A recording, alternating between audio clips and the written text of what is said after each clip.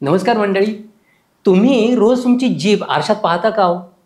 काहीतरी चेक करण्यासाठी, शरीरात काय चाललंय हे बघण्यासाठी हो. कारण आयुर्वेद काय सांगतो, जिव्हा ही शरीराचा आरसा आहे. तुम्ही म्हणाल कसं काय बुवा? आजकाल पॅथॉलॉजीच्या इतक्या टेस्ट उपलब्ध आहेत, मग जीभ पाहायची कशाला? परंतु मला सांगा मंडळी, आपण प्रत्येक वेळी या टेस्ट करून घेऊ शकतो का हो? तर नाही. आणि प्रत्येक गोष्टीसाठी टेस्ट उपलब्ध असेलच असं पण नाही आहे. मग मला सांगा, अशा वेळी जर आपल्याला जिभेवरून आपल्या शरीरात कोणते दोष वाढलेत, काय त्रास होतो हे जर कळणार असेल, तर काय हरकत आहे हो? त्यामुळेच आज आपण पाहणार आहोत, की जिभेवरून आपलं आरोग्य कसं ओळखता येईल ते आणि तेही अगदी घरबसल्या. चला पाहूयात तर.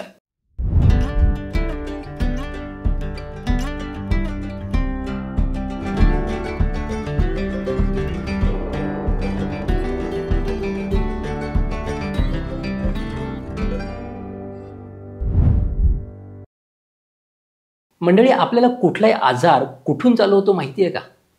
तर तो होतो आपल्या पोटापासून, म्हणजेच स्टमकपासून. आणि पोटात झालेली गडबड लगेच कुठे रिफ्लेक्ट होत असेल, तर ती आपल्या जिभेवर दिसून येते बघा. जीभ आणि शरीर यांचं नातं हे अतूट आहे. जसं डोळे हे आपल्या अंतर्मनाचं दार आहेत, तशी जीभ आपल्या शरीरातल्या त्रिदोषांचं, वात, पित्त आणि कफ यांचं प्रतिबिंब आहे बघा. आयुर्वेदात जिव्हा परीक्षा म्हणजे जीभ तपासणं ही रोग ओळखण्याची पुष्कळ जुनी आणि प्रभावी पद्धत आहे. या जिभेवर चवीसाठी टेस्ट बड असतात. या टेस्ट बड्सना वात, पित्त आणि कफाच्या जागा म्हणून गृहीत धरल्या जातात. आणि तुम्ही पाहाल की जिभेवरील प्रत्येक भाग काही विशिष्ट चवींसाठी थोडा अधिक संवेदनशील असतो बघा. जसं की गोड चव जिभेच्या पुढच्या टोकाच्या भागात जास्त जाणवते, तर खारट चव जिभेच्या पुढच्या भागाच्या दोन्ही बाजूच्या भागांमध्ये जास्त जाणवत असते. आंबट चव मागच्या बाजूच्या दोन्ही कोपऱ्यामध्ये जाणवते, तर कडवट चव जिभेच्या मागच्या भागामध्ये जाणवत असते. त्यामुळे जिभेचा पुढचा भाग हा कफाची जागा असतो, मधला भाग हा पित्ताची जागा असतो, तर मागचा भाग हा वाताची जागा असते, असं आयुर्वेद म्हणतं. चला आता थोडं बारकाईने पाहूया त्या सगळ्या गोष्टींकडे. जिभेवर कुठली लक्षणं दिसली तर काय अर्थ असतो त्याचा हे समजून घेऊयात. कधी तुम्हाला तुमची जीभ जर वरून पांढरी वाटत असेल, जिभेवर पांढरं कोटिंग जास्त असेल असं वाटत असेल, तर तुमच्या पोटात कफ वाढलाय, न पचलेला आम वाढलाय आणि पचन मंद झालंय हे समजायला हरकत नाही. तुमच्या जिभेवर जर पिवळट कोटिंग तयार होत असेल, तर तुमच्या शरीरात, पोटात पित्त जास्त वाढलेलं असू शकतं. शरीरात उष्णता जास्त वाढलेली असू शकते. आम्लपित्त किंवा ॲसिडिटीचा त्रास तुम्हाला असू शकतो. तुमची जीभ जर जास्त फिकट असेल, लालसरपणा कमी असेल, तर हे रक्ताल्पतेचे लक्षण असू शकतं. तुमचं हिमोग्लोबिन अशा कंडिशनमध्ये कमी असू शकतं.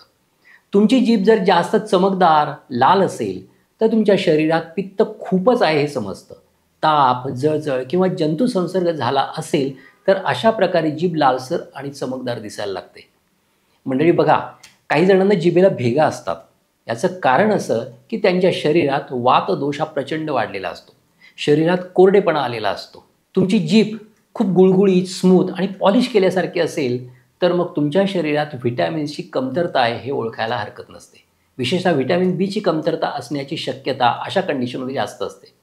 तुमच्या जिभेवर फोड आले असतील किंवा व्रण झाले असतील, ज्याला अल्सर्स म्हणतो, तोंडात जळजळ होत असेल, तर तुमच्या शरीरात रक्तात अतिशय पित्त वाढलं हे समजायला हरकत नाही.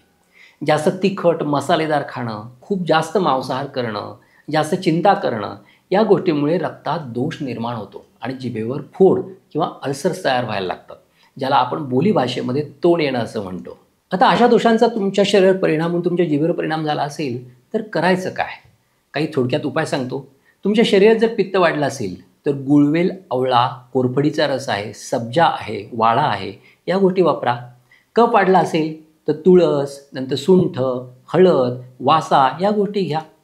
वात वाढला असेल तर अश्वगंधा, उष्ण तेलांचं अभ्यंग आणि घृतयुक्त आहार उपयुक्त ठरतो. गंडूश चांगलं ठरतं. तेलाचं गंडूश आहे, खोबऱ्याच्या तेलाचं गंडूश आहे.